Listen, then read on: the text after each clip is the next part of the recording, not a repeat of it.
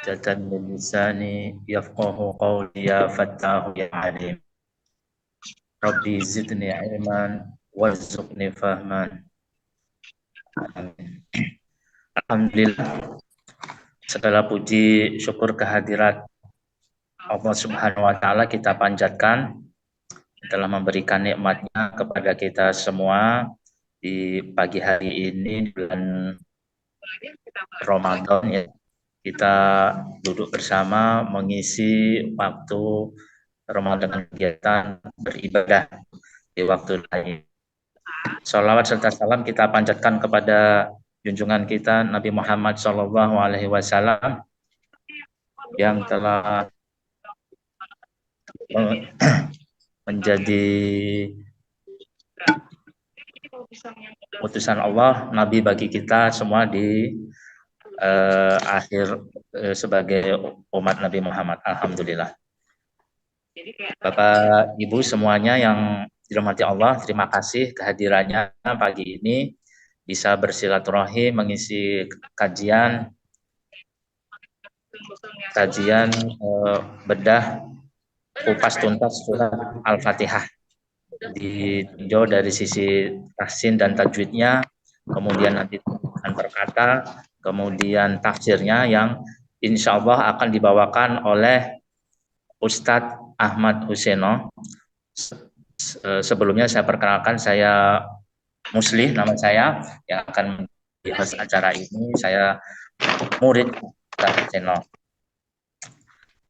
Sebelumnya saya perkenalkan dulu profil Ustadz Ahmad Huseno secara ringkas. Dia biasa dipanggil dengan Ustadz Seno, ya, nama lengkapnya Ustadz Ahmad Huseno, biasa dipanggil Ustadz Seno.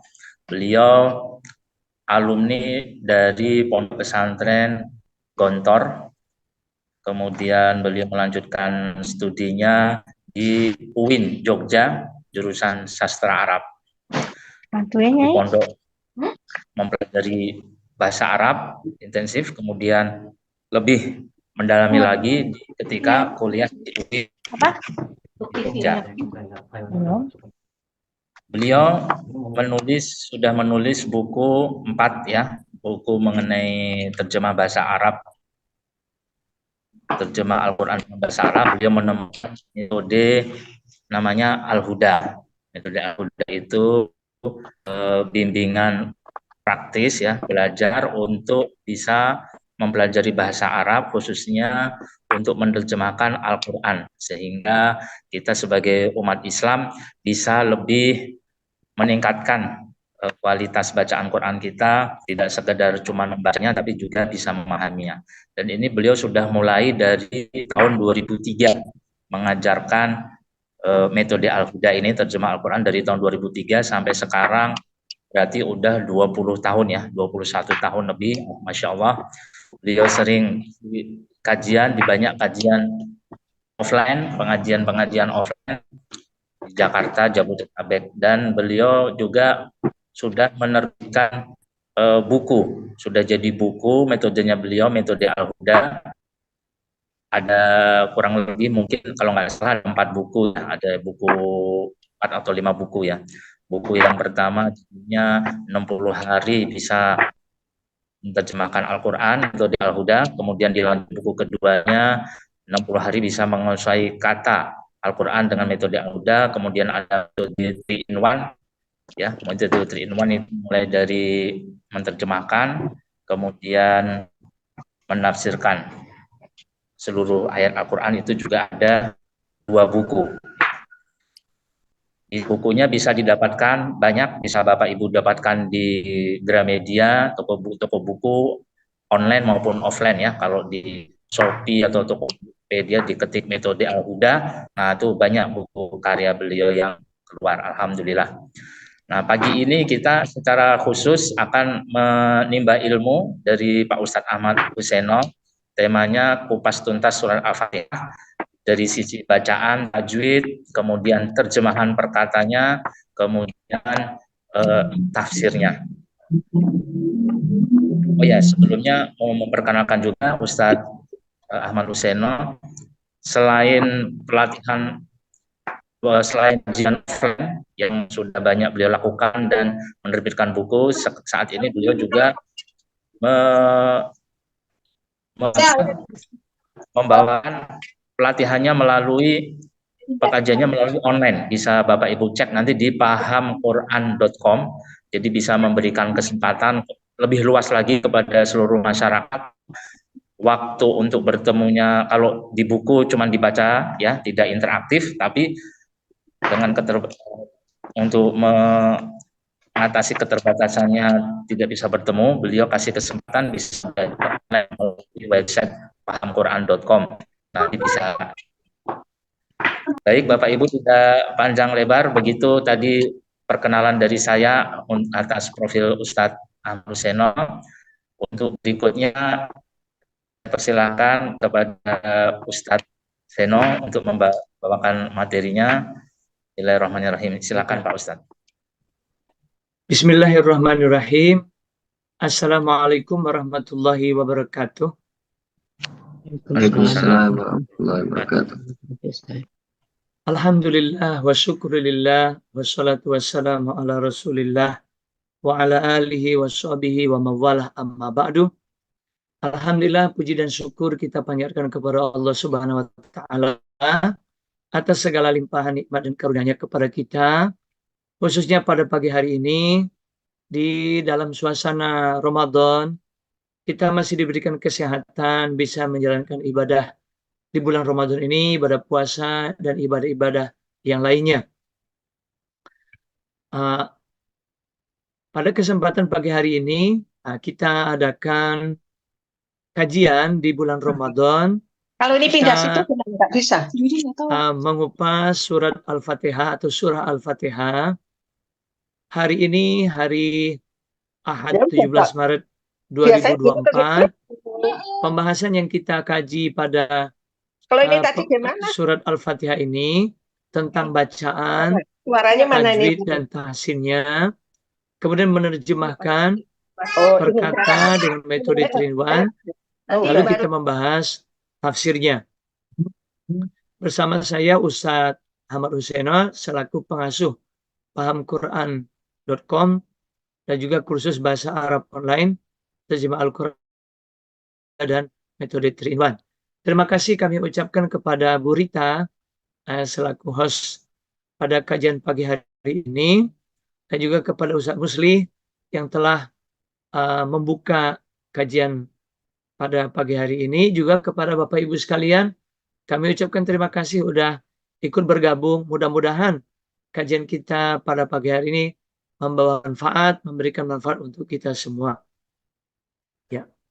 Nah, sebelum kita masuk ke kajian, perlu kami sampaikan bahwa kenapa kita memilih surah Al-Fatihah untuk kita kaji, karena surah Al-Fatihah ini merupakan surat yang paling penting di dalam Al-Quran, karena menjadi rukun sholat menjadi rukun sholat. Di dalam sholat kita membaca surah Al-Fatihah. Apabila bacaan Al-Fatihah kita tidak benar atau salah, maka sholat kita tidak sah. Sehingga kita mesti membenarkan bacaan kita, terutama untuk bapak-bapak khususnya, untuk bekal menjadi imam, baik dalam keluarga atau di tempat ibadah seperti masjid atau musola.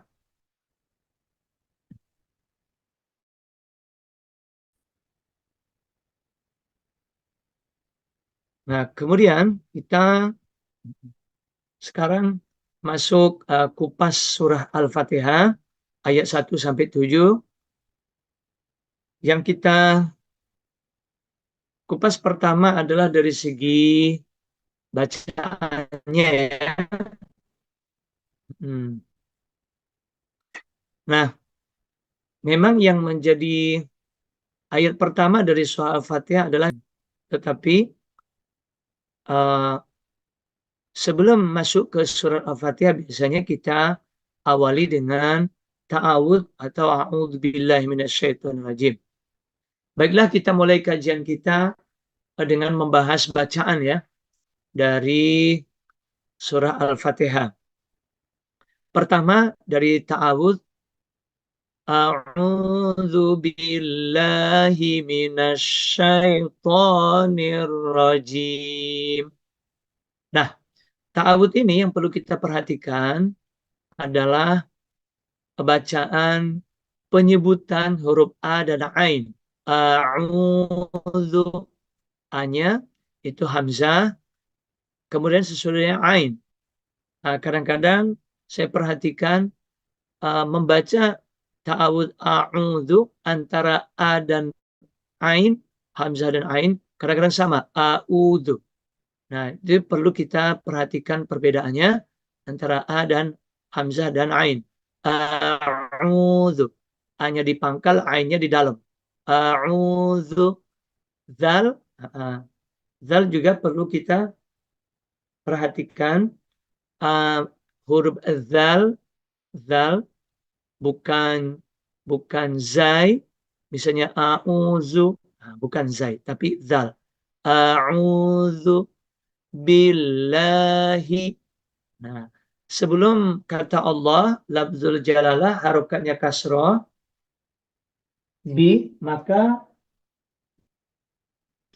lam di kata Allah itu dibaca tipis. Billahi, bukan billahi, tapi billahi. Minasyai. Ini huruf shin.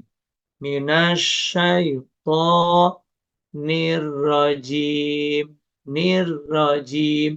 Nun kera itu ditekan karena dia tasdid nir. Jadi enggak nir. Enggak nir. Tapi nir ditekannya. Nirrajim. Nah, itu beberapa titik tekan atau perhatian kita pada bacaan ta'awudz. Saya contohin sekali lagi. A'udzu billahi minasyaitonir rajim. Itu yang pertama. Kemudian kita masuk surat Al-Fatihah. Bismillah atau basmalah. Gimana? Aku belum ngajar nih nggak masukin. Kalau Widi bisanya masukin password sama itu. Tadi passwordnya siapa? Kan ada. Kita masuk bacaan basmalah. Bismillah. Jadi penyebutan huruf sin yang sukun ada juga yang kadang-kadang mantul. Bisa. Nah, itu yang perlu kita perhatikan.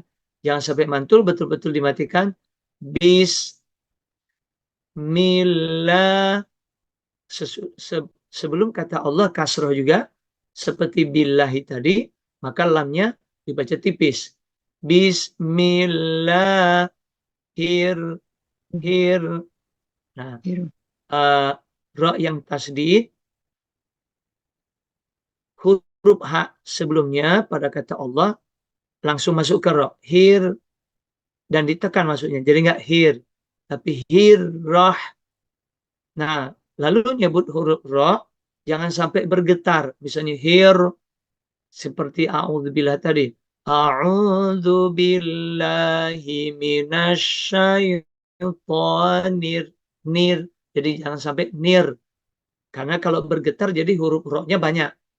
Bukan cuma satu. Hirrahma. Nah, kemudian pada kata ar-rah, haknya hak kecil. Beda sama Allah, haknya besar. Bismillahirrahmanirrahim. Nah, dua kata ro yang tasdid jadi ditekan.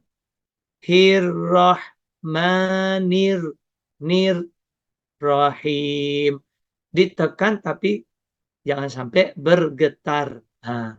Bergetar. Jangan sampai bergetar. Saya contohin. Bismillahirrahmanirrahim. Kemudian kita masuk ayat yang kedua. Alhamdulillah. Nah, haknya hak kecil seperti Ar-Rahmanir-Rahim. Alhamdulillah. Haknya hak kecil. Mimnya sukun seperti sin sukun tadi. Jangan sampai mantul, betul-betul dimatikan. Alhamdu.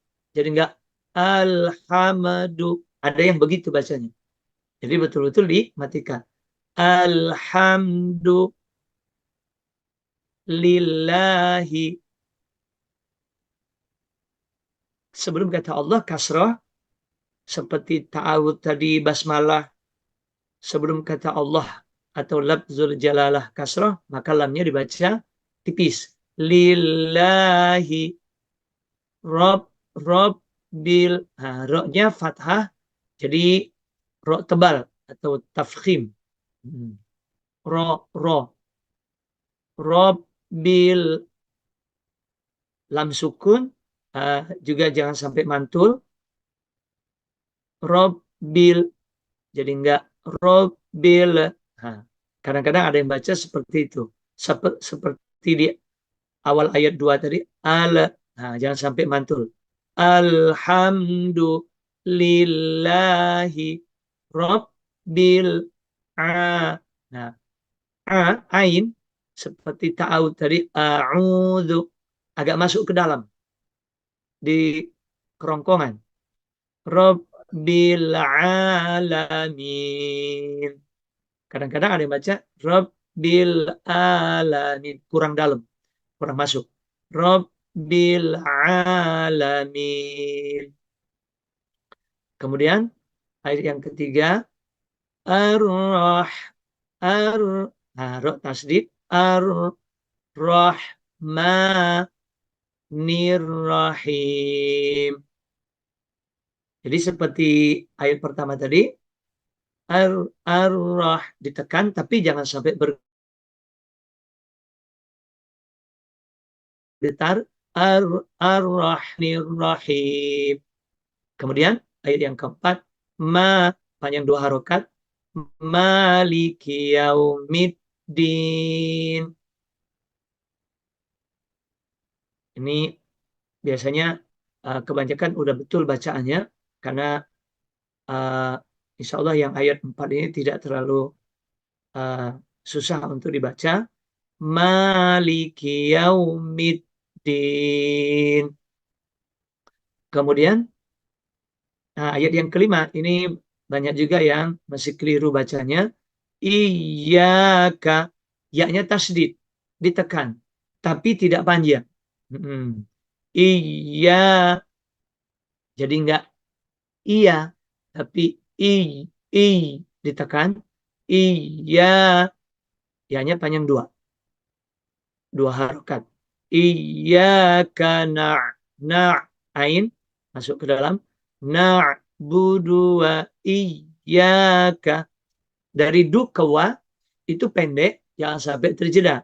Kadang-kadang banyak juga yang terjeda bacanya. Misalnya iyyaka na'budu wa. Misalnya begitu ada yang baca. Harusnya iyyaka na'budu wa iyyaka nasta'in. Gitu.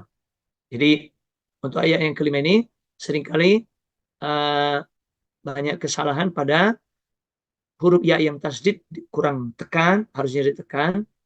Kemudian sesudah kata na'budu ke wa-nya kadang ada yang terjeda bacanya. Jadi kalau terjeda jadi panjang. Maka harusnya cepat bacanya na'budu wa iya, begitu. Kemudian ayat yang ke-6, haknya hak besar. Jadi jangan ditahan seperti hak. Dinas sod. Huruf sod cara nyebutnya dari beberapa pengajar yang saya pelajari, penyebutan huruf sod itu bukan monyong, bukan ihdinas, bukan seperti itu cara nyebutinya, tapi sod seperti itu ya. Ihdinas sod, bukan sod monyong, intinya bukan monyong, tapi penyebutan huruf sod itu lidah itu ke gigi bagian dalam, ke gigi bagian dalam. Ihdinas sod gitu cara nyebut sod, karena masih banyak yang keliru. Ihdinas siratal tol mustaqim. Sira sama seperti tadi, sod, siratal ladzina an'am. Nah, an'am, nun ketemu ain bacanya izhar, jelas pendek. Jadi nggak boleh ditahan atau dipanjangin. An'am misalnya. Jadi dia bacanya pendek. An'am. Nah, kemudian antara a dan a dua huruf yang berbeda, hamzah dan ain. An'amta. Nah, mim ketemu ta itu izhar syafawi. Jadi nggak boleh ditahan. Pendek juga bacanya. Seperti nun ketemu ain, izhar halqi. Kalau mim sukun ketemu ta, izhar syafawi. Jadi dibaca pendek dua-duanya. An'amta.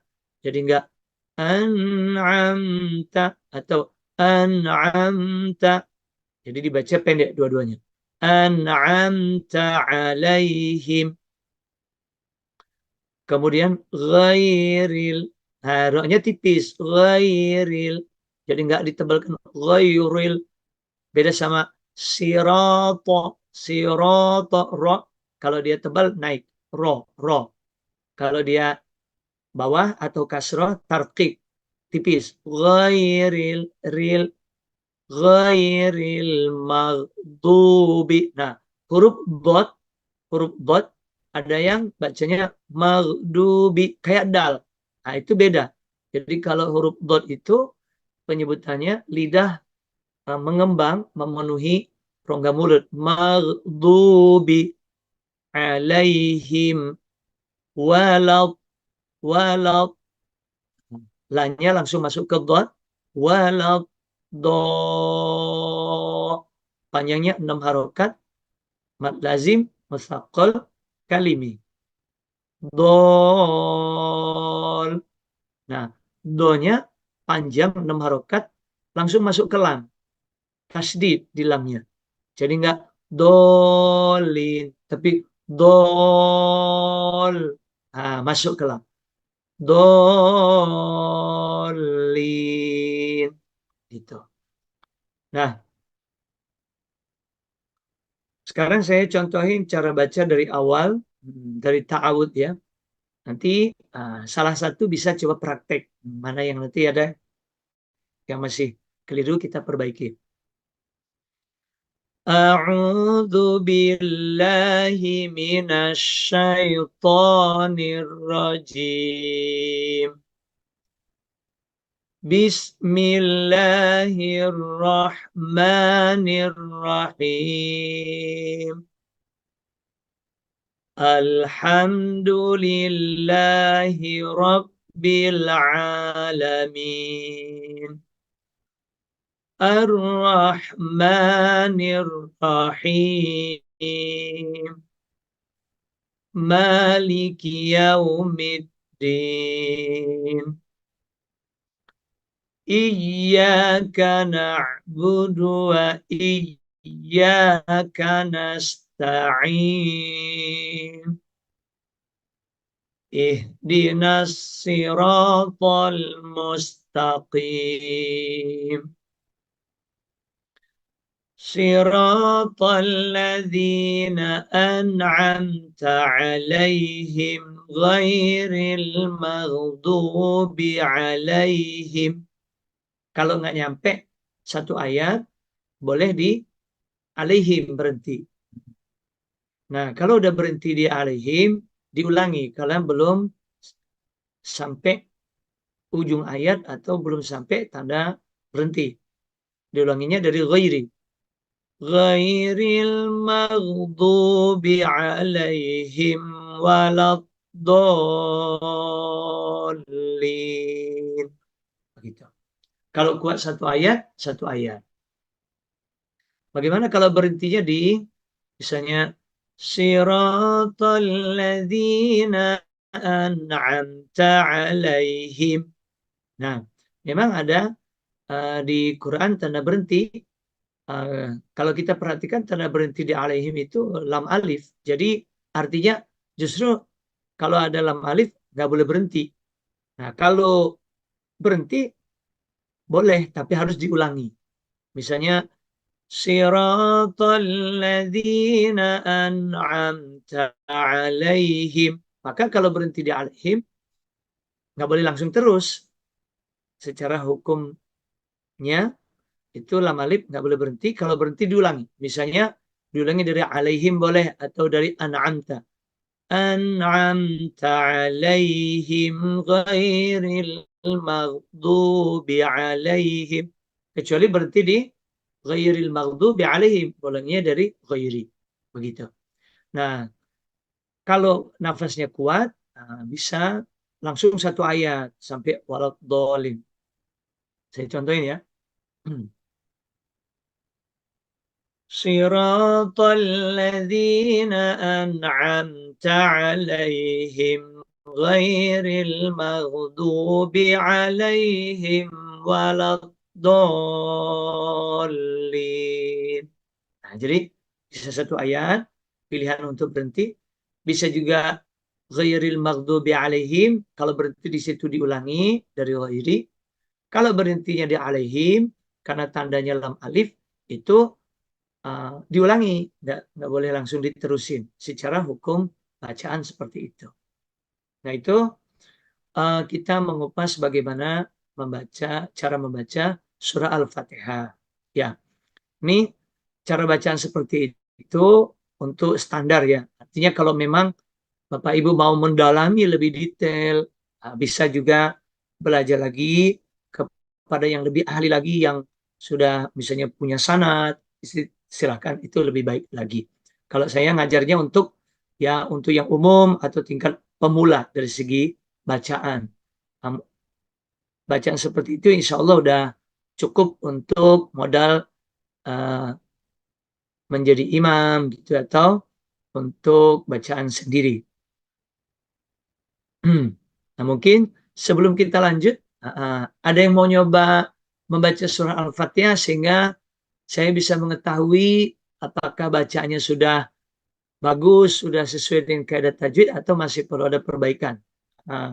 Mungkin salah satu bisa nyoba ya. Baik Bapak-bapak maupun Ibu-ibu, silakan mau nyoba. Saya Ustaz. Oh, nah Bu Nurwati ya? Bu Salmi. Oh, Bu Salmi. Ya. Oke, soalnya di ininya nggak ada nama. Vivo. Oke, Bu Salmi. Bu Salmi dari mana? Dari Rempoa. Oh, dari Rempoa. Alhamdulillah. Kayaknya baru sekali ini ikut saya ya, Bu. Baru Ya, salam kenal ya, Bu Salmi. ada teman saya yang ngasih, dibilang coba belajar, dibilang gitu. Alhamdulillah. Salam kenal Bu Salmi ya, di Rempoa. Saya tinggal di Ciledug, Bu Salmi. Nggak jauh. Oh iya. Bayoran Ya. lama. Ya, Ciledug. Ciledug tapi yang udah arah-arah masuk Tangerang kota. Oh iya, oh jauh sana ya. Ya. Nah, Bu Salmi mau nyoba boleh, silakan baca surah Al-Fatihah. Ininya bisa dilihat, saya nggak ada, ya udah. Ya. Tapi saya nggak bisa ngomong R saya agak cadel. Oh, nggak apa-apa. Kalau memang udah bawaan itu dimaklumi. Nah, gitu. Oke. A'udzu billahi minasyaitonir rajim. Bismillahirrahmanirrahim.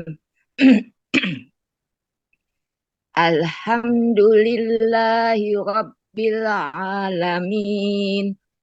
Ar-Rahmanir-Rahim. Maliki yaumiddin. Iyyaka na'budu wa iyyaka nasta'in. Ihdinas siratal mustaqim. Siratal ladzina an'amta 'alaihim ghairil maghdubi 'alaihim waladdallin. dolin. Amin. Wah, Bu Salmi udah bagus bacaannya. Udah oke. Ya, alhamdulillah. Saya senang. Alhamdulillah.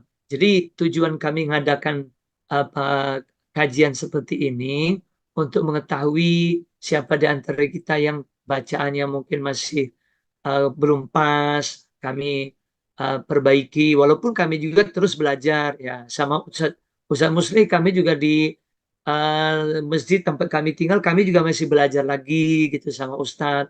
Nah, apa yang kami dapat kami sampaikan begitu. Jadi Ya, saya takutnya mm-mm. kan kalau kita sholat itu kan harus Fatihahnya harus benar. Makanya saya bilang saya benar Betul. gitu.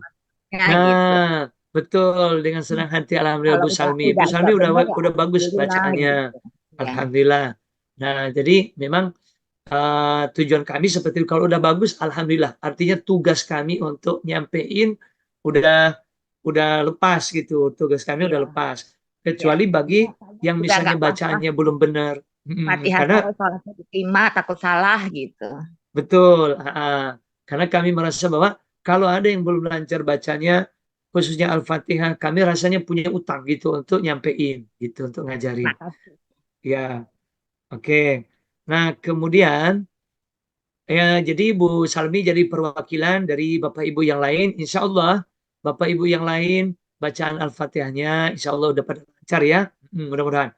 Kecuali nanti Amin. kalau misalnya Bapak Ibu ada yang eh, mau nyoba lagi, nanti bisa eh, menghubungi kami atau kontak kami.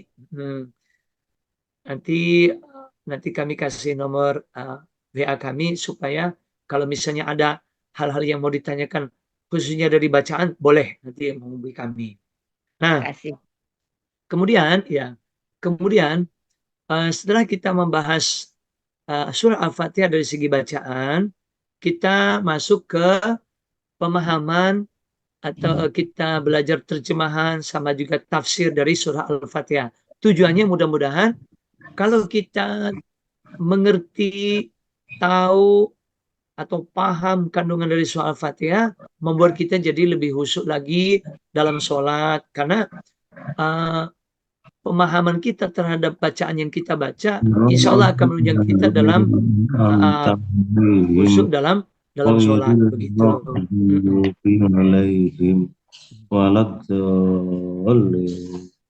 Pak Lanjar mau nyoba?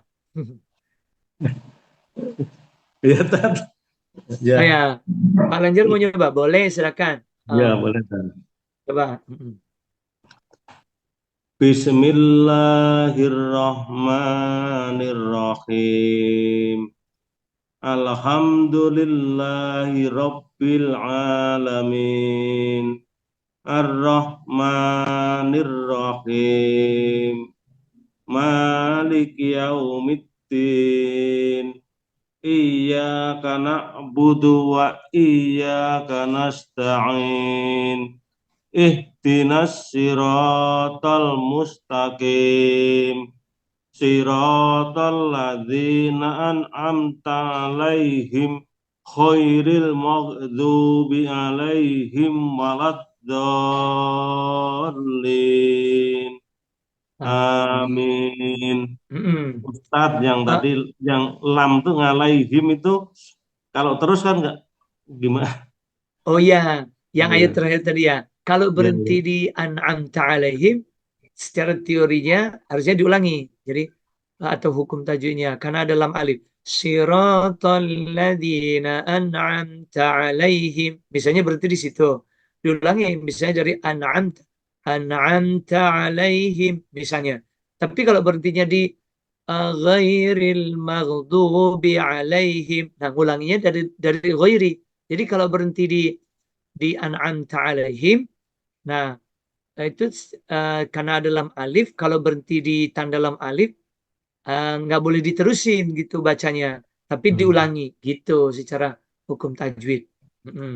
Jadi diulangi an'amta alaihim dan seterusnya. Tapi kalau udah berhenti di ghairil maghdubi alaihim, ngulanginya dari ghairi.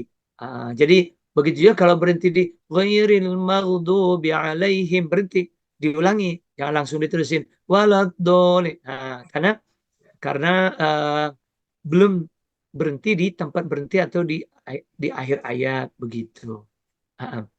Satu lagi Ya, Ustadz, ada boleh. beberapa yang saya pernah dengar itu alaihim itu kan berhenti sejenak aja gitu ya, tapi tidak diulangi itu berarti anu ya, apa tuh saya belum pernah dengar yang ngulangin juga gitu ya, imam-imam itu. Nah, Tapi itu kadang dia. gimana Tan? Ya, itu dia penjelasannya. Jadi kalau kita perhatikan tanda berhenti di Quran itu lam alif, artinya lam alif itu nggak boleh berhenti gitu, tidak boleh berhenti. Artinya tapi kalaupun berhenti nggak boleh langsung diterusin, tapi diulangi gitu, diulangi dari misalnya an'amta alaihim. Kalau kalau misalnya mau pas nggak nyampe satu ayat udah nafas yang udah misalnya habis, jadi berhentinya di ghairil siratal ladzina an'amta alaihim ghairil maghdubi alaihim. Nah, berhentinya mestinya di situ. Tinggal diulangi dari ghairi gitu. Jadi intinya di ayat terakhir ayat 7 itu kalau belum berhenti di akhir ayat, nah diulangi satu atau dua kata atau tiga kata sebelumnya diulangi. Begitu. Karena sebenarnya kalau kita belajar tata bahasanya itu uh, belum kalimat utuh gitu, sehingga harus diselesaikan bacaannya, atau kalau belum selesai ayat diulangi gitu pilihannya. Kalau masih berhenti di tengah ayat diulangi, nggak boleh langsung diterusin gitu Pak Lanjar. Nah, cara bacanya. Ya. Makasih Ustaz. Nah, sama-sama. Sekarang Bapak Ibu kita lanjutkan kajiannya pada pemahaman ayat ya. Surah Al-Fatihah kita mulai ayat 1. Bismillahirrahmanirrahim. Nah, Bismillahirrahmanirrahim itu kata yang pertama bi, artinya dengan. Lalu ismi artinya nama.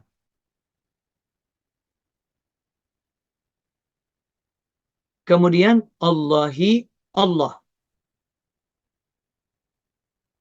Nah, kalau tiga kata ini digabung, Bismillahi, itu artinya dengan nama Allah. Nah, tulisan bismi itu kalau dibaca terpisah, bi dengan ismi ada huruf alifnya, ismi, itu ya, ismi. Tapi kalau dibaca nyambung, bismi, dia nggak tertulis huruf alif atau huruf hamzahnya, bismi, gitu. Kemudian kata berikutnya Ar-Rahman, artinya yang maha pengasih, satu kata. Ar-Rahim, yang maha penyayang. Nah, dua kata ini kalau digabung Ar-Rahmanir-Rahim, yang maha pengasih lagi maha penyayang. Nah, arti ayat keseluruhan dengan nama Allah yang maha pengasih lagi maha penyayang. Tafsir ringkas dari ayat pertama ini, maksudnya ketika kita memulai suatu pekerjaan, nama Allah lah yang kita sebut untuk mendapat pertolongan dan kemudahan darinya. Jadi Bismillah dengan nama Allah itu artinya saya memulai pekerjaan, kegiatan saya itu dengan menyebut nama Allah. Bismillah, dengan nama Allah. Kenapa nama Allah kita sebut? Supaya kita mendapatkan pertolongan, kemudahan, kelancaran, bahkan keselamatan dari Allah dalam melakukan pekerjaan itu. Siapa Allah yang kok namanya kita sebut tiap kali kita memulai pekerjaan? Allah itu adalah Maha Pengasih, yang mengasihi semua makhluknya. Dan Allah juga Maha Penyayang, tetapi hanya untuk orang-orang yang beriman dan berbuat baik. Jadi Allah yang kita sebut namanya di setiap aktivitas yang akan kita lakukan, Allah kenalkan dirinya kepada kita. Allah itu adalah zat yang maha pengasih, yang mengasihi semua makhluknya. Jadi kasihnya Allah berlaku untuk semua makhluk. Artinya semua makhluk itu, entah itu tumbuhan, hewan, manusia, orang beriman, orang kafir, Allah kasihi semua. Sehingga dengan kasihnya Allah itu, semua makhluk hidup itu mereka hidup, berkembang, bertahan karena kasihnya Allah. Ya contohnya aja orang kafir, mereka hidup sehat, kaya, pinter misalnya. Itu karena Allah punya sifat kasih. Allah berikan kasihnya kepada semua makhluknya. Berbeda kalau sayangnya Allah. Sayangnya Allah itu hanya untuk orang-orang yang beriman dan berbuat baik. Nah, bentuk sayangnya Allah itu terhadap orang beriman, itu Allah lindungi, Allah jaga, Allah selamatkan. Itu orang-orang yang beriman dan berbuat baik. Tidak hanya di dunia, sayangnya Allah untuk orang yang beriman, sampai nanti di akhir Allah masukkan ke dalam surga. Itu bentuk sayang Allah kepada orang-orang yang beriman dan berbuat baik. Begitu. Jadi beda antara kasih dan sayang. Antara sifat kasih Allah dan sayangnya Allah kepada makhluknya.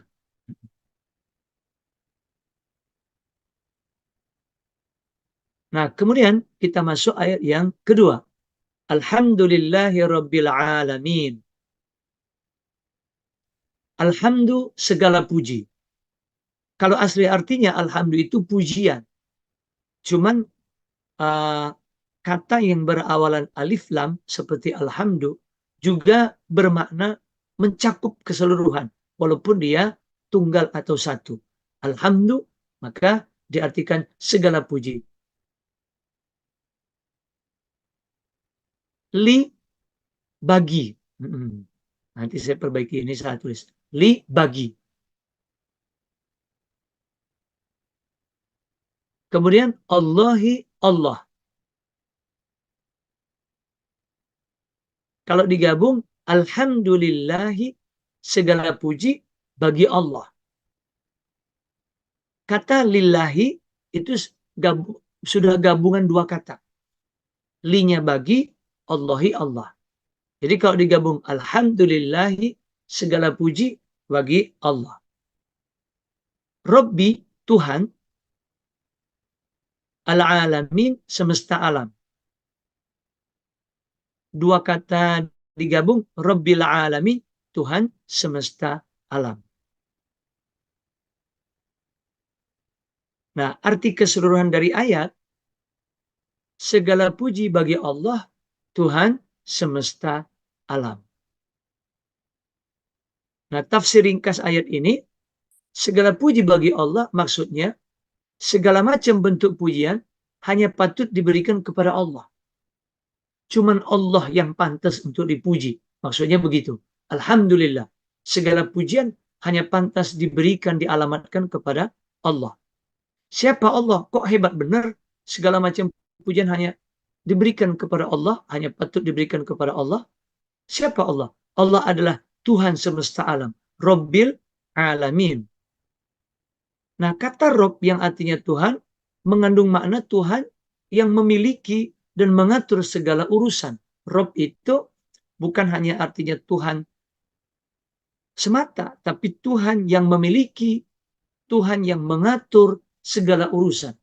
Jadi kalau digabung Rabbil Alamin, Allah itu Rabbil Alamin, maksudnya Tuhan yang memiliki, yang punya, karena Allah yang nyiptain, dan mengatur segala urusan makhluk yang ada di semesta alam.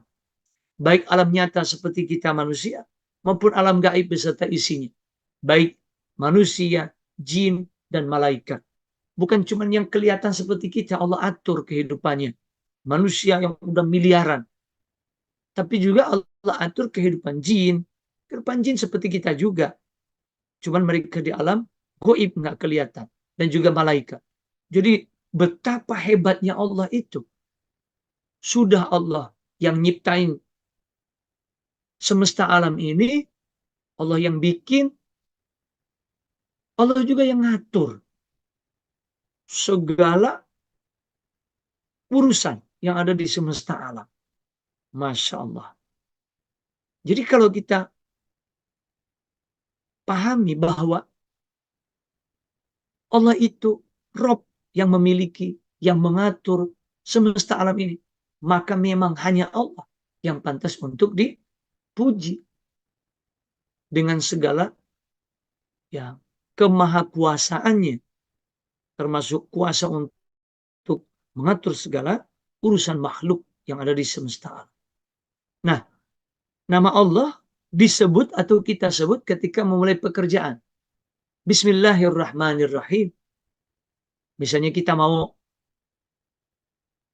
belajar, mau makan, mau tidur, mau pergi, mau bercermin, bismillah. Mau masuk kamar mandi, bismillah. Meskipun di masing-masing pekerjaan itu ada doa-doanya juga.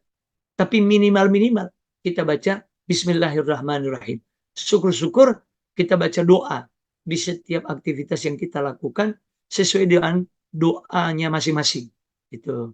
Misalnya kalau kita mau bercermin, Allahumma kama hassanta khulqi fahassin khuluqi. Ya Allah, sebagaimana Engkau telah memperindah rupaku, kama hassanta khulqi, penciptaanku, lengkap dengan segala anggota tubuhnya, hasan takhuluki, fahassin khuluki, maka perbaiki pula lah akhlakku atau etikaku gitu. Jadi kita minta diperbaiki oleh Allah. Nah, begitu juga aktivitas-aktivitas yang lainnya kita lakukan, ada doa-doanya, minimal-minimal kita baca basmalah, bismillahirrahmanirrahim. Nah, itu bismillah. Sedangkan hamdalah, alhamdulillahirabbil alamin, itu pujian bagi Allah dibaca atau kita baca ketika selesai melakukan pekerjaan. Alhamdulillahirabbil alamin. Habis kita makan, minum, alhamdulillah. Kalau mau panjangnya, alhamdulillahilladzi at'amana wa saqqana wa ja'alana minal muslimin. Ada doanya. Ya. Begitu juga kalau kita habis keluar dari toilet atau kamar mandi, ghufranaka alhamdulillahilladzi adhaba 'anil adza wa 'afani. Ada doa-doanya. Intinya segala puji bagi ghufranaka, bahkan kita minta ampun kepada Allah. Ternyata kenapa kok habis keluar dari kamar mandi kita minta ampun? Kata Ustaz Abdul Somad, di dalam kamar mandi kita kan nggak nyebut nama Allah. Saat itu kita lalai untuk nyebut nama Allah, maka pas kita keluar minta ampun. Ghufranaka. Nah, baru alhamdulillahilladzi, segala puji bagi Allah, alladzi adhaba anni, yang telah menghilangkan dariku al-adza, penyakit, wa'afani, dan menyehatkanku. Ya, kita buang hajat, buang air kecil atau buang air besar. Kalau Allah nggak izinkan untuk kita keluar,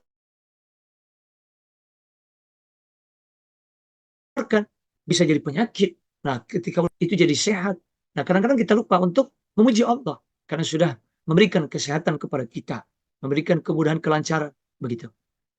Nah, itu contoh-contoh yang sederhana yang sering kita lakukan setiap hari. Kadang-kadang kita lupa untuk membacanya, baik memulai pekerjaan dengan baca bismillah maupun selesai pekerjaan mengucap alhamdulillah. Ya, syukur-syukur lengkapnya dengan doa-doanya masing-masing sehingga kita terjaga selalu ingat kepada Allah.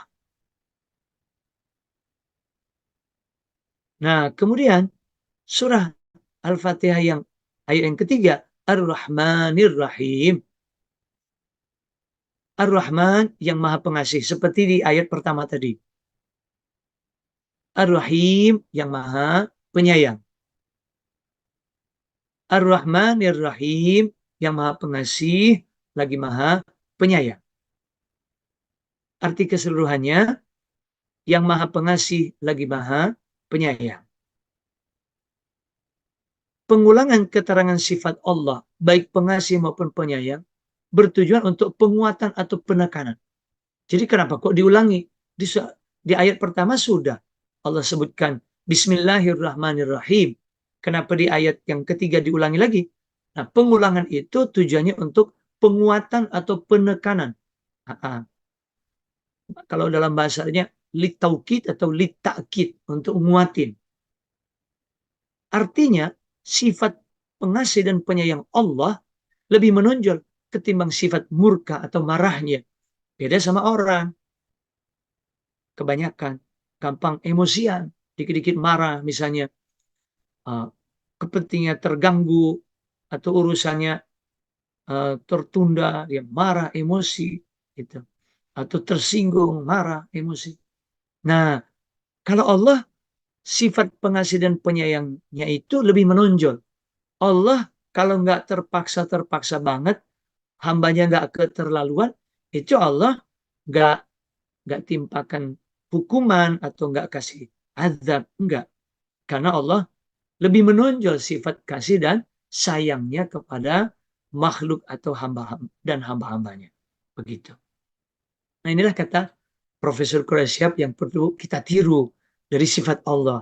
Sampai Allah ulang 2 kali, itu menunjukkan bahwa sifat kasih dan sayang itu mesti lebih menonjol dibanding murka atau marah kita. Kata Profesor Quraisyab begitu. Ya, memang kadang-kadang ada orang yang dari daerah tertentu atau dari turunan tertentu yang bawaannya itu temperamen, emosional, gitu ya. Tetapi karakter itu bisa berubah, gitu ya. Bisa berubah seiring dengan kita belajar dari Al-Quran bagaimana sifat Allah kasih dan sayangnya lebih menonjol dibanding murka atau marahnya. Begitu. Nah, kemudian kita lanjutkan ayat yang keempat. Maliki yaumiddin. Kata yang pertama, maliki, artinya yang menguasai.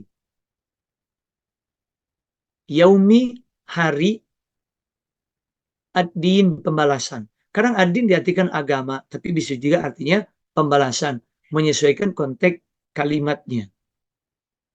Kalau digabung 3 kata, maliki yaumiddin, artinya yang menguasai hari pembalasan.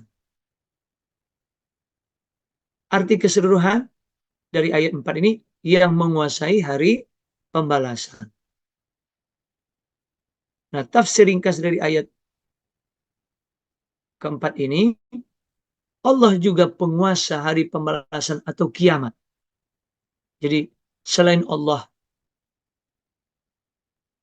Maha Pengasih, Maha Penyayang, Tuhan semesta alam, Allah juga penguasa hari pembalasan atau kiamat. Kekuasaan Allah terletak pada haknya dalam memutuskan nasib hambanya. Apakah dia masukkan ke dalam surga atau neraka berdasarkan penghitungan amal yang dilakukan dan berdasarkan pertimbangannya. Ya. Artinya apa? Ketika kita nanti dikumpulkan Allah di padang mahsyar menunggu pengadilan, apakah Allah masukkan kita ke dalam surga ataupun neraka? Naudzubillah, tapi jangan sampai kita ke neraka. Kita berharap Allah masukkan kita ke dalam surganya. Nah, di hari itu yang punya kuasa hanya Allah. Manusia di dunianya mungkin pernah menduduki jabatan tertentu, punya kuasa, punya hak untuk memberi keputusan, tapi di akhirat semuanya lepas. Hanya Allah yang punya kuasa. Nah, Allah punya kuasa untuk nentuin nasib hambanya. Apakah Allah masukkan ke dalam surga atau ke nerakanya. Tentu penentuan itu berdasarkan amal, perhitungan, lalu juga berdasarkan pertimbangannya atau rahmat dari Allah. Ya. Jadi kalau Allah mau memasukkan seseorang karena satu perbuatannya, misalnya yang sangat berarti, bisa dari satu perbuatan itu Allah akan masukkan seseorang ke dalam surga. Itu. Tapi bisa juga akumulasi dari amal yang dilakukan. Yaitu yang dimaksud pertimbangannya. Jadi tidak hanya artinya amal yang kita kumpulkan pahalanya, tapi juga dari pertimbangannya. Bisa jadi satu amal yang kita lakukan itu membuat kita dimasukkan ke dalam surga. Itu berdasarkan hadis Nabi ya. Kita nggak tahu amal mana yang membuat kita masuk surga, amal mana yang tercatat sebagai pahala. Bisa jadi ada amal yang kita lakukan tertolak, tapi kita berharap mudah-mudahan amal yang kita lakukan diterima oleh Allah Subhanahu Wa Taala dan menjadi bekal bagi kita untuk masuk surga. Nah, pernah saya satu ketika ya, mungkin Bapak Ibu ada yang pernah dengar cerita saya, tapi ini saya ulang-ulang supaya menjadi pelajaran bagi kita bahwa bisa jadi dari satu amal yang kita lakukan itu menjadi penyebab kita masuk surga. Yang satu ketika saya pernah di jalan tol, ya mobil saya singkat kata mati, mogok, ya ternyata air radiatornya habis. Nah, nggak ada yang nolongin, bahkan polisi lewat, itu dia nggak nanya gitu. Ya, ini maksudnya bukan menjelekkan, tapi maksud saya pengendara, petugas yang lagi lewat, nggak ada yang nanya. Nah, tiba-tiba ada satu orang yang menghampiri mobil box, bawa air untuk ngasih ke radiator mobil saya itu. Singkat cerita airnya hidup. Mobil saya bisa keluar tol, terus saya perbaiki mobil. Jadi maksudnya, nah saat itu saya sangat tertolong rasanya dengan bantuan Bapak itu. Dalam hati saya langsung berdoa, ya Allah, masukkanlah hambamu ini ke dalam surgamu. Itu saya spontan mendoain. Nah bisa jadi beliau nanti di akhir Allah masukkan ke dalam surga. Begitu. Itu contoh bahwa apa yang kita lakukan bisa jadi bukan ibadah ritual kita, bisa jadi hal-hal yang sifatnya sosial. Misalnya kita ngasih makan seseorang yang dia udah kelaparan, dia berdoa untuk kita supaya dimasukkan ke dalam surga karena dia masa tertolong. Bisa jadi seperti itu. Nah, ada juga dari jamaah saya yang berdoa gitu. Dia cerita kemarin waktu berhaji, kata beliau, Ustadz, di depan Ka'bah saya berdoa supaya Allah memasukkan Pak Ustadz ke dalam surganya. Masya Allah, merinding saya. Ada ternyata dari jamaah yang mendoakan saya. Karena dia merasa bahwa dengan ikut belajar terjemahan Al-Quran, kata dia jadi mengerti banyak tentang ayat-ayat kandungannya. Dia merasa sangat bermanfaat. Maka dia doakan saya di depan Ka'bah, katanya, mudah-mudahan Allah memasukkan Ustadz Ahmad Husaino ke dalam surga. Masya Allah. Itu jadi apa aja kita berbagi ilmu, atau kita berbagi materi, makanan, atau kita nolongin orang berupa tenaga atau barang dan lain sebagainya, bisa jadi itu jadi wasilah atau perantara doa orang untuk kita supaya Allah masukkan ke dalam surga. Begitu. Bahkan tidak hanya kepada manusia, bisa jadi kita nolong hewan gitu. Bapak Ibu mungkin pernah dengar ceritanya di kitab Riyadhus Shalihin ya, kalau nggak salah, itu cerita ada seorang perempuan ya kalau sekarang disebut PSK ya, pekerja seks komersial atau wanita tunasusila. Itu dia menolong seekor anjing, memberi minum. Dia memberi minum itu masuk ke dalam sumur, dengan susah dia ngambil air, ngasih minum anjingnya. Ternyata dengan amalnya itu Allah masukkan ke dalam surga.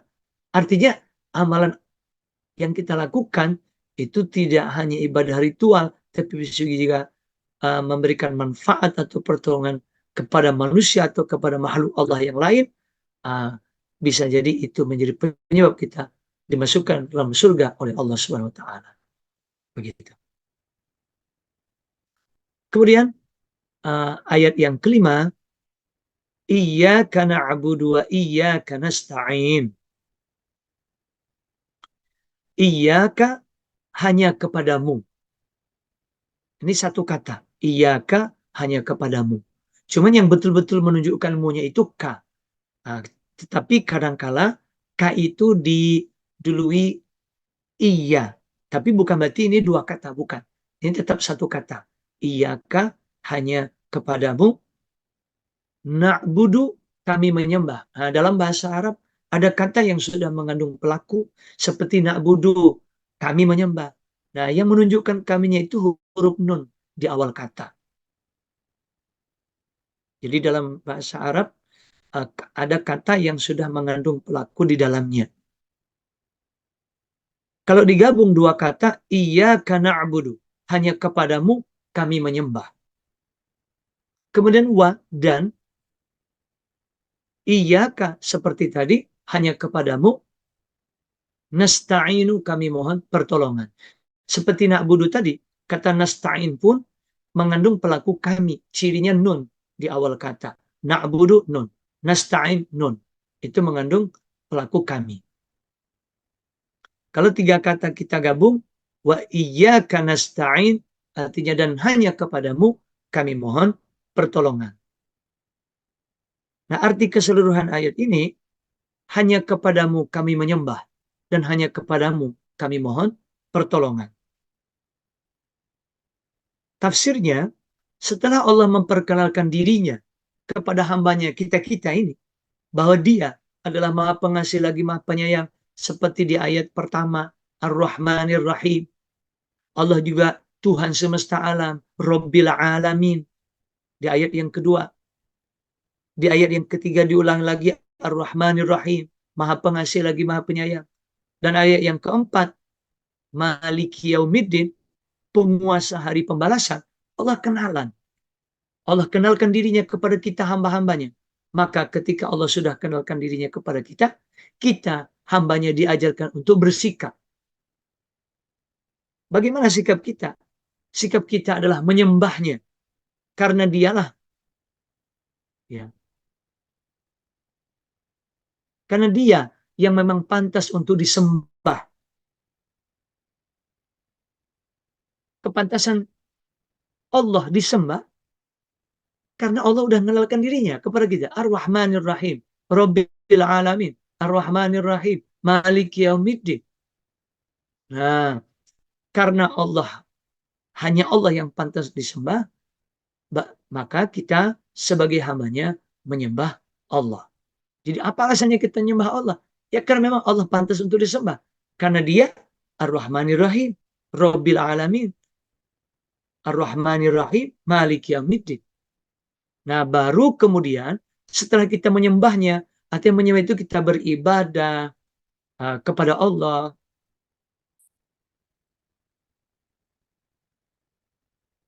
Dengan melakukan ibadah-ibadah ritual, kita menyembah Allah. Seperti kita sholat, puasa, zakat, berhaji. Dan juga melakukan amal-amal soleh yang lain. Yang kalau kita niatkan kepada Allah atau untuk Allah, misalnya kita ngajar, atau kita dagang, kita kerja. Kalau niatnya untuk Allah, amal soleh itu menjadi ibadah. Jadi ibadah itu tidak hanya ritual, tetapi juga segala aktivitas yang kita lakukan bisa bernilai ibadah kalau kita niatkan beramal itu untuk ibadah. Niatnya untuk Allah. Maka itu jadi ibadah. Baru kemudian setelah kita menyembahnya atau melakukan ibadah kepada Allah, kita meminta pertolongan kepadanya. Kepada Allah. Dalam apapun permintaan pertolongan didahulukan kepada Allah. Keuangan, lagi kesulitan keuangan, pemasukan dari usaha misalnya berkurang atau minim sedikit. Nah, pokoknya permasalahan keuangan, kita mengalami kesulitan.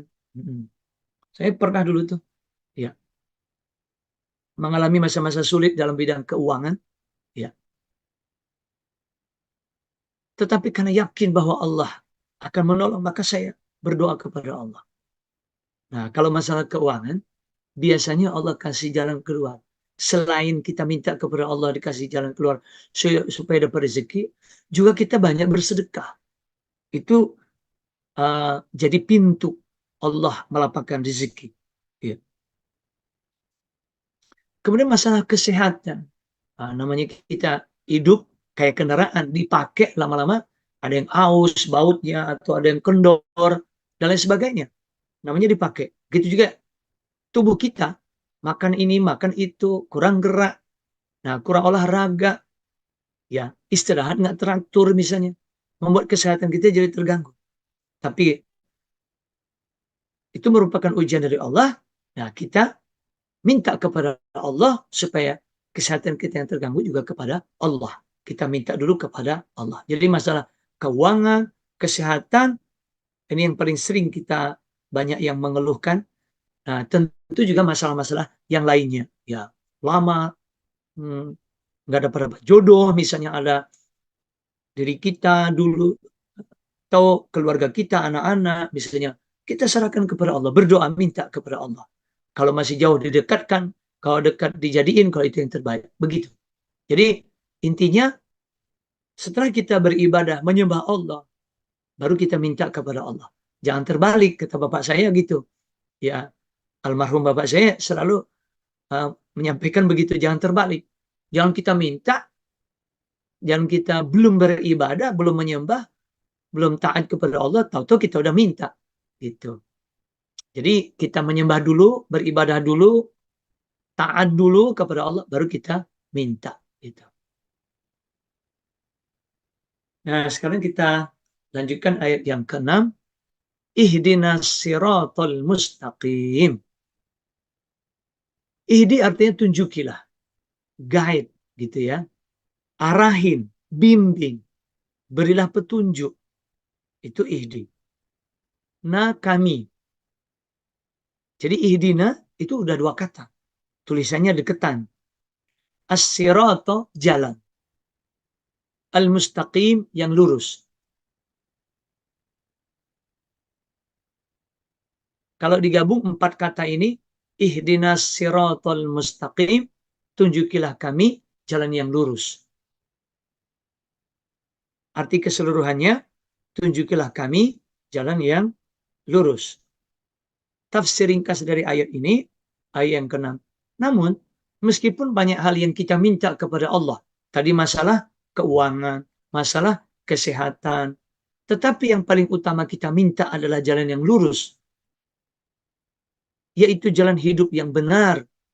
Karena jalan yang lurus akan membuat kita selamat dan bahagia di dunia sampai nanti di akhirat. Gitu. Jadi yang utama kita minta kepada Allah itu, ihdinas siratal mustaqim, ihdinas siratal mustaqim. Tunjukilah kami jalan yang lurus, jalan yang benar. Nah, kenapa kok mesti kita selalu baca dan kita minta kepada Allah jalan yang lurus? Karena namanya jalan, bisa saja di awal kita lurus, tapi di tengah jalan kita bisa melenceng, menyimpang. Dan itu bisa terjadi karena kita berinteraksi, bergaul dengan macam-macam orang. Ada yang orang yang soleh, yang benar. Ada juga kadang-kadang kita masuk dalam lingkungan yang tidak baik, tidak benar, kita ikut. Maka kalau kita berdoa, ihdinas siratal mustaqim, ihdinas siratal mustaqim, ya, bisa jadi kita sekali waktu melenceng, keluar dari jalan Allah, melakukan dosa atau maksiat. Tetapi kalau kita sering meminta kepada Allah jalan yang lurus, maka Allah akan tarik kita kembali ke jalan yang lurus sampai nanti akhir hayat kita. Itu tujuannya kita meminta jalan yang lurus kepada Allah dan berulang-ulang kita baca. Nah, kemudian ayat yang ke-7, ayat terakhir soal Fatihah, siratal ladzina an'amta 'alaihim ghairil maghdubi 'alaihim waladdallin. Sirato jalan seperti tadi as-sirato. Alladzina orang-orang yang, satu kata. Siratal ladzina, kalau dua kata kita gabung, jalan orang-orang yang an'amta, engkau beri nikmat. Nah, pada kata an'amta juga mengandung pelaku engkau. Cirinya tak di akhir.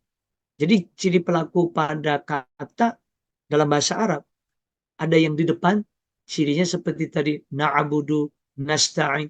Ada juga yang di belakang atau di akhir kata seperti an'amta, engkau beri nikmat.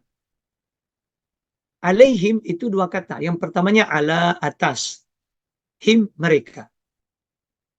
Nah, kalau digabung tiga kata, an'amta alaihim, engkau beri nikmat atas mereka. Ghairi, bukan. Al-maghdubi, yang dimurkai atau yang dimarahi. Ala, atas. Him, mereka. Kalau digabung 4 kata, ghairil maghdubi alaihim, bukan yang dimurkai atas mereka, wa dan la tidak, dan terakhir ad-dallin, orang-orang yang sesat. Kalau 3 kata terakhir digabung, walad-dallin, artinya dan tidak orang-orang yang sesat. Arti ayat keseluruhan, yaitu jalan orang-orang yang engkau beri nikmat kepada mereka. Bukan jalan mereka yang dimurkai, dan bukan pula jalan orang-orang yang sesat. Jalan yang lurus itu, ayat 6 tadi kita minta kepada Allah, adalah agama Islam. Konkretnya jalan yang lurus itu adalah agama Islam. Nah, agama Islam itu adalah jalan yang sudah ditempuh oleh orang-orang terdahulu, yang Allah beri nikmat kepada mereka, yaitu jalannya para nabi, juga para rasul, orang-orang yang benar keimanannya, as-siddiqin, kemudian orang-orang yang mati syahid, as-syuhada, dan orang-orang yang berbuat baik, as-salihin. Nah, mereka yang sudah menempuh jalan Islam, kita minta ditunjuki jalan seperti yang mereka sudah tempuh. Sebaliknya, kita tidak mau ditunjuki jalan orang-orang yang dimurkai atau dimarahi tentang ajaran Islam. Seperti siapa? Seperti orang-orang Yahudi. Mereka nggak mau ngikut Nabi Muhammad, nggak mau masuk Islam. Dan kita juga tidak mau ditunjuki jalan orang-orang yang sesat karena menyekutukan Allah, seperti orang-orang Nasrani yang menuhankan 3 Tuhan atau Trinitas. Jadi poinnya di ayat ini bahwa kita minta Allah tunjuki jalan yang lurus, jalan Islam yang sudah ditempuh oleh para nabi, rasul, orang-orang yang benar keimanannya, orang-orang yang mati syahid, orang-orang yang soleh, bukan jalannya orang-orang yang Allah murkai. Kenapa Allah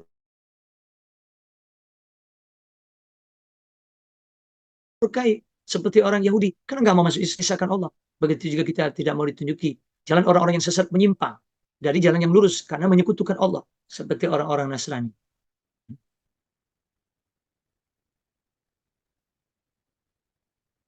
Nah, alhamdulillah Bapak Ibu sekalian, begitu kajian kita pada pagi hari ini, baik bacaan surat Al-Fatihah maupun kandungan ayatnya, mudah-mudahan memberikan manfaat untuk kita semua. Bila nanti ada pertanyaan atau sesi tanya jawab, silakan disampaikan. Kami kembalikan ke Ustadz Muslih selaku pembawa acara pada kajian pagi hari ini. Silakan Ustadz Muslih.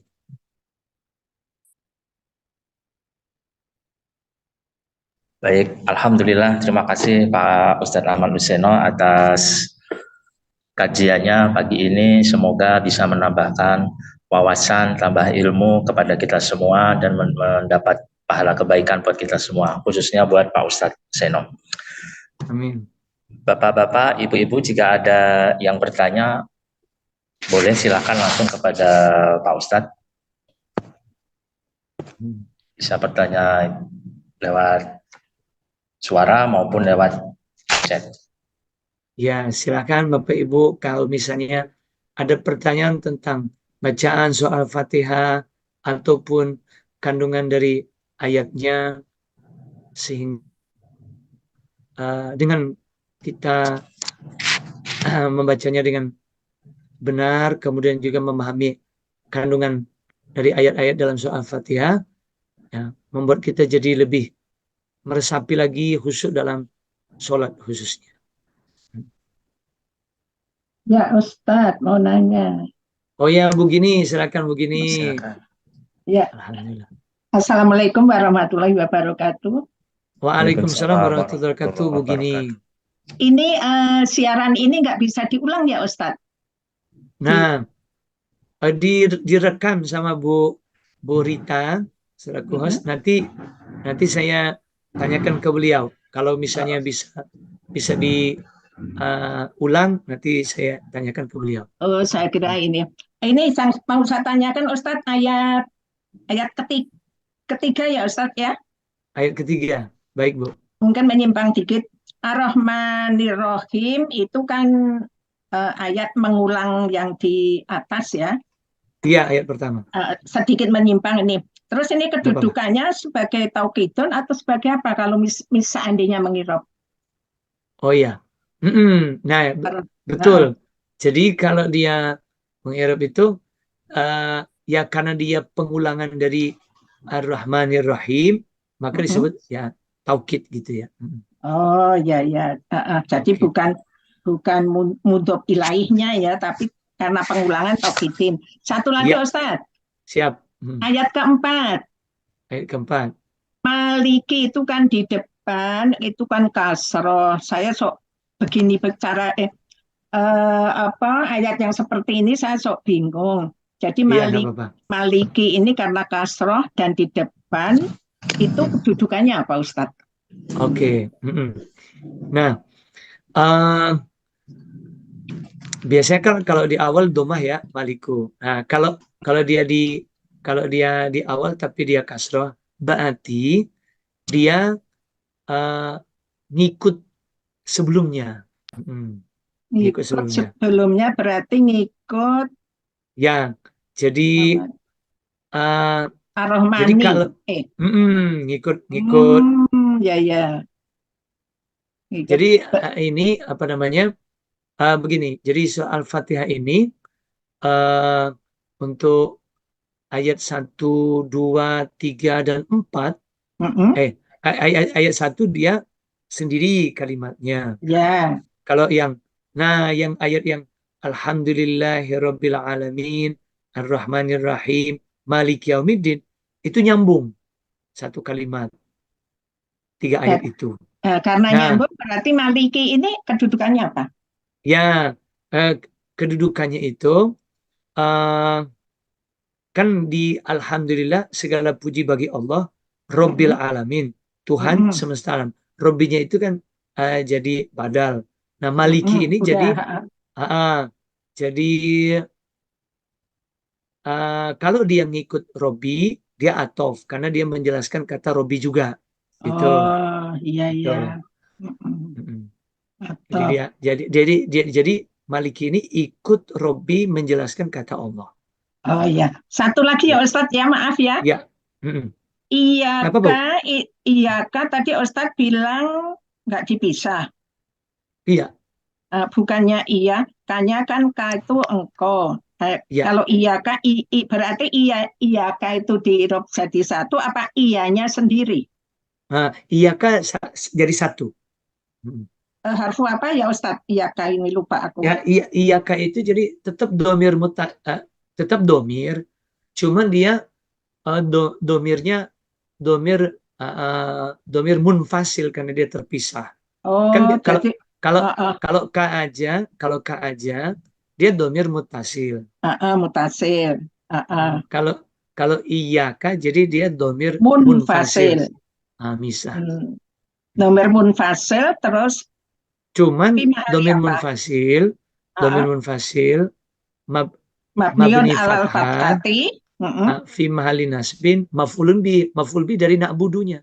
Oh iya. Ya, terima kasih Ustaz. Sama-sama.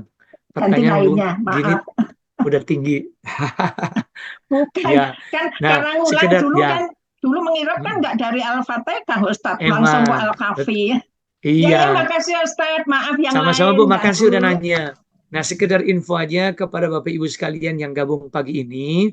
Jadi pelajaran surah Al-Fatihah ini sebenarnya pelajaran awal atau dasar. Biasanya saya ngajar program terjemah Al-Quran. Dan pelajaran dasar itu biasanya saya ngajarin arti kata, arti rangkaian kata, sama tafsir ringkasnya. Sedangkan tata bahasanya biasanya saya di awal itu baru ngajarin dikit-dikit pelan-pelan seperti tadi. Na'budu, nasta'in, kami menyembah, kami mohon pertolongan, ciri kaminya nun. an'amta, engkau beri nikmat, baru sederhana. Karena proses belajarnya itu berjenjang atau ada level-levelnya. Nah, sedangkan Bu Gini yang nanya barusan itu levelnya udah tinggi, udah belajar sekarang sampai jilid 18. Jadi udah tingkat atas, udah tingkat mahir. Maka pertanyaannya pun ya karena dulu belajar Al-Fatihah itu baru tata bahasanya baru dasar, ketika udah nyampe di atas, nah nanya tata bahasanya di Al-Fatihah. Iya, Ya, harap balik lagi, Mm-mm. mikir lagi. Balik lagi, mikir lagi, betul. Ya. Ya, Oke. makasih. Sama-sama begini. Ya. Begini ini Bapak Ibu sekalian tinggalnya di Cijantung di Komplek Radar.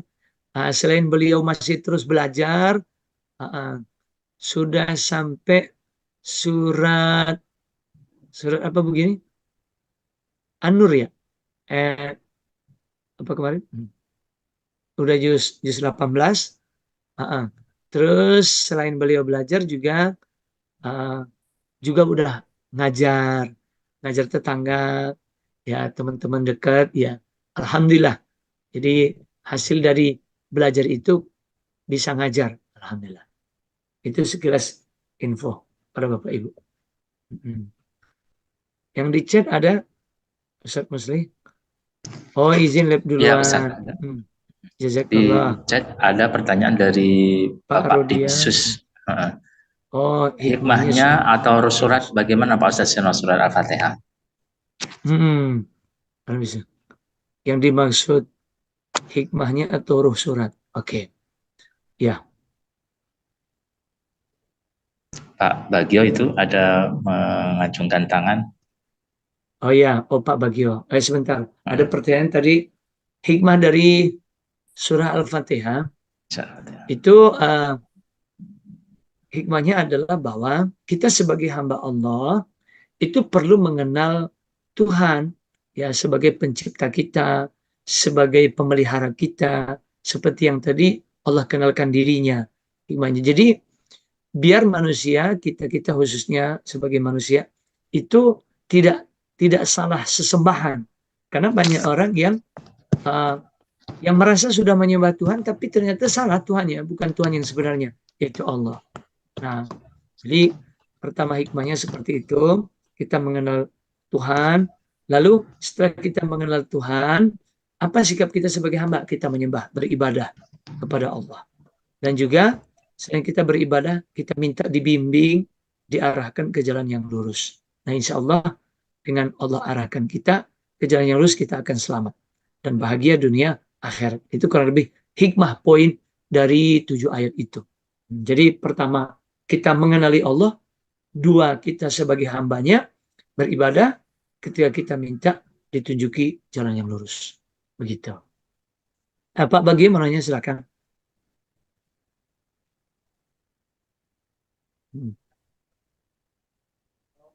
Pak Bagio? Ya.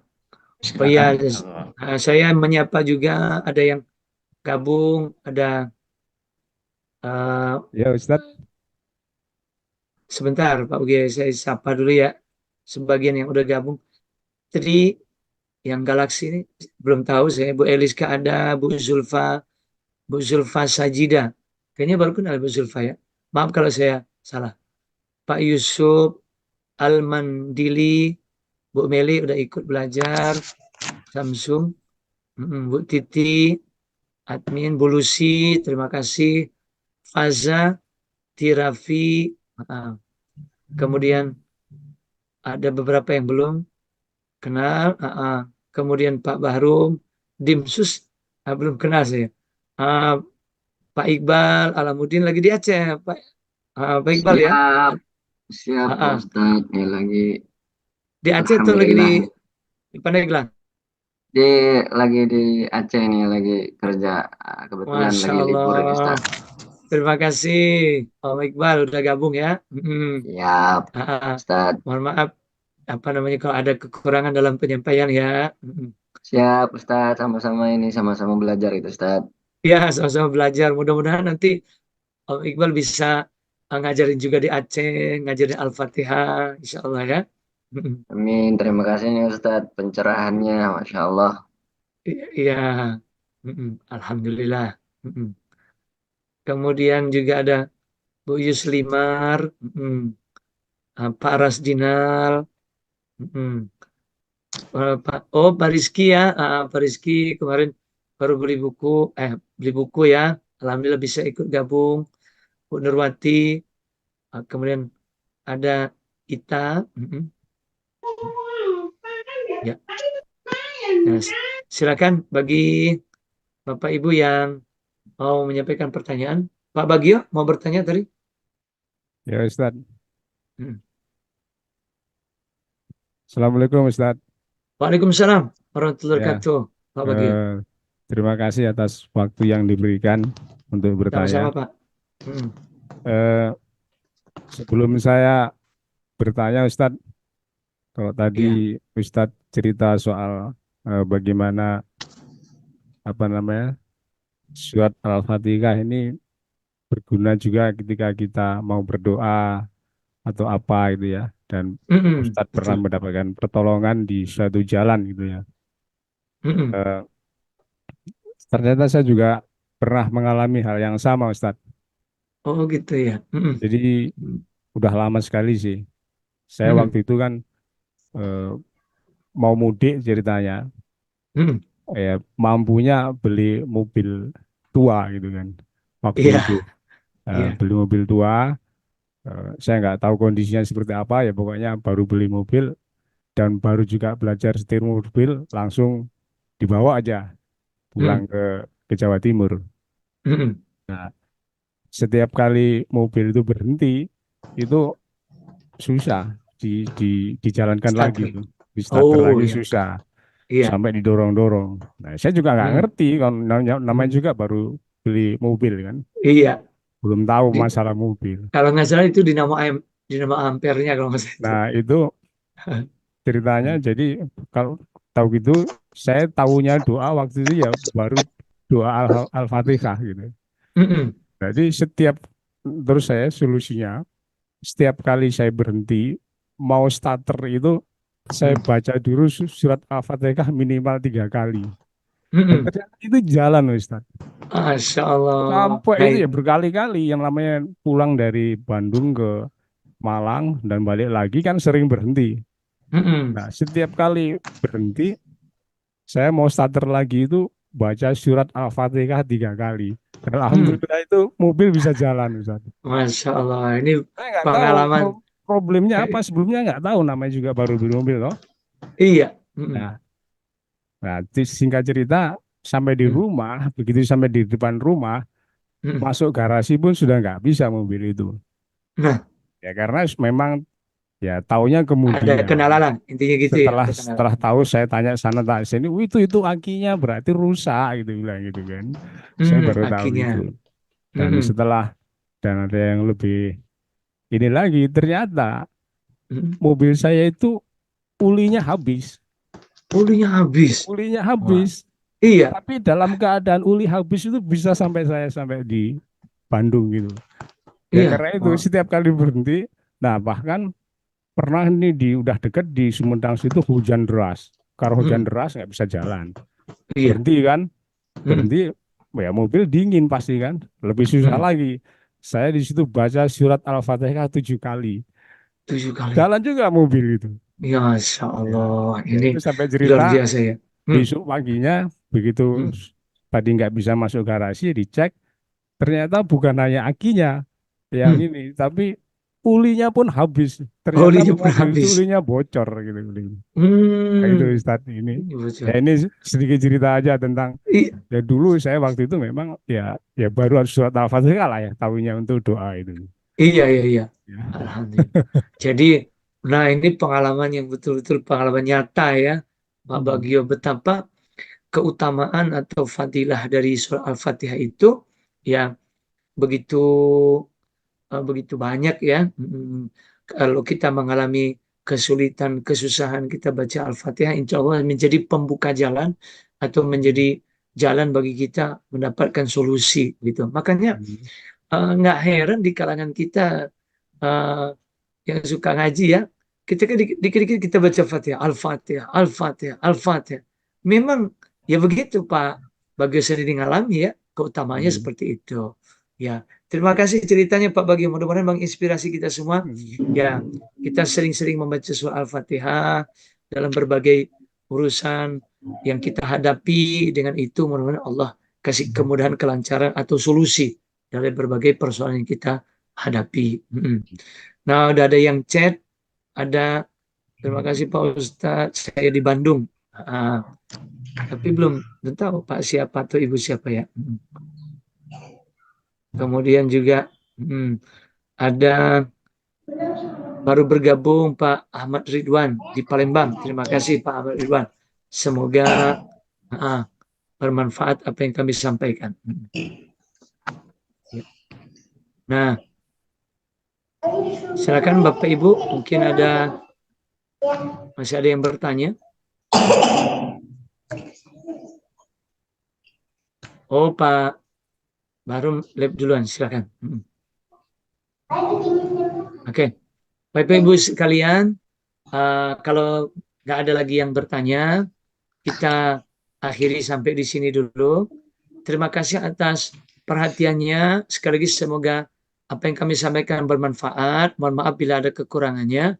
Nah, apabila Bapak Ibu membutuhkan informasi lebih lanjut tentang program belajar terjemahan Al-Quran, bisa menghubungi kami, bisa menghubungi Ustadz Musli di di depan ada. Nah, bisa menghubungi Ustadz Musli 0859 3491 330. Bisa menghubungi Ustadz Musli, atau bisa juga menghubungi kami 0815 880 4372. Saya ulangi 0815 880 4372. Atau menghubungi Ustadz Musli, nanti bisa juga ke Ustadz Musli minta nomor WA saya.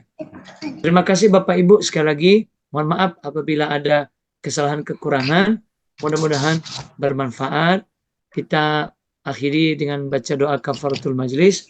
Subhanakallahumma bihamdika asyhadu an la ilaha illa anta astaghfiruka wa atubu ilaik. Insyaallah kami nanti akan mengadakan kajian-kajian yang lain. Silakan nanti bisa diikuti. Nanti kami informasikan lebih lanjut. Assalamualaikum warahmatullahi wabarakatuh. Waalaikumsalam warahmatullahi wabarakatuh. Terima kasih Ustaz. Sama-sama. Bapak Ibu, makasih semuanya.